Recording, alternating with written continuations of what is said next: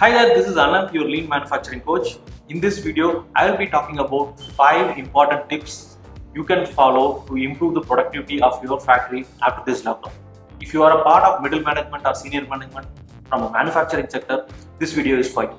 Okay. So let us get started. The first one is elimination of non-value adding activity or the waste. Right? The lean's foundation is the elimination of waste.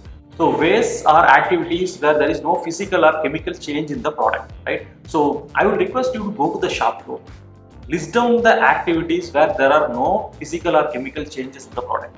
When there is work, which means there is a physical or chemical change. When there is no work, it's a non-value adding activity or a waste. So list down all the non-value adding activities in your unit and start reducing. The way you can reduce them is the second point, that is creating a continuous flow system. A continuous flow system, by its nature, it reduces all this waste. So that's the reason why we call continuous flow system as the foundation of any lean activities. Earlier you would have followed a batch production system, but I request you to at least start following a small batch. You cannot go to single piece flow immediately, but I request you to follow a small batch system. If your earlier batch size is 1000 pieces, at least you can start with 100 numbers as a batch. The third point we are going to talk about is improving the velocity.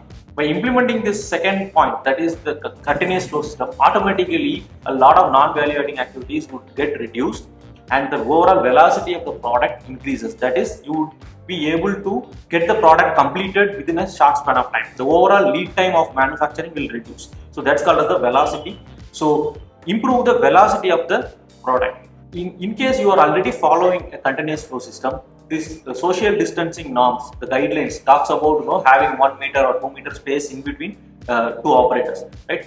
For establishing this social distancing norm, don't break the line.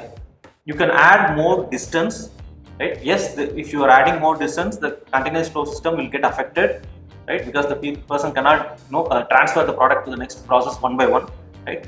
I understand that, but don't break the line and move some of the operations to a different location. Right? At least have it in the same line but with more spaces. In that way, you will not break the line. And the fourth point we are going to talk about is focusing on the resource allocation. Right? Most of the units are now running with 50% manpower or 33% of manpower. So it's very difficult to run all the operations. I understand that. But with the existing resources, existing manpower, how can I allocate them in such a way that I complete the product and make it as a finished good rather than store it as WA. If you have like 100 manpower and currently only 25 manpower are available in the factory. With this 25 manpower, how can I complete the product? Yes, the productivity, you cannot achieve 100% of the production like the earlier days. But at least with 25% of manpower, can I complete the product? If I take a product, I will not leave it as WP, but I will try to complete it and make it as finished goods. So focus on that. Focus your resources on completing the product rather than storing it as WP. Fifth point is spend time in the Gemba.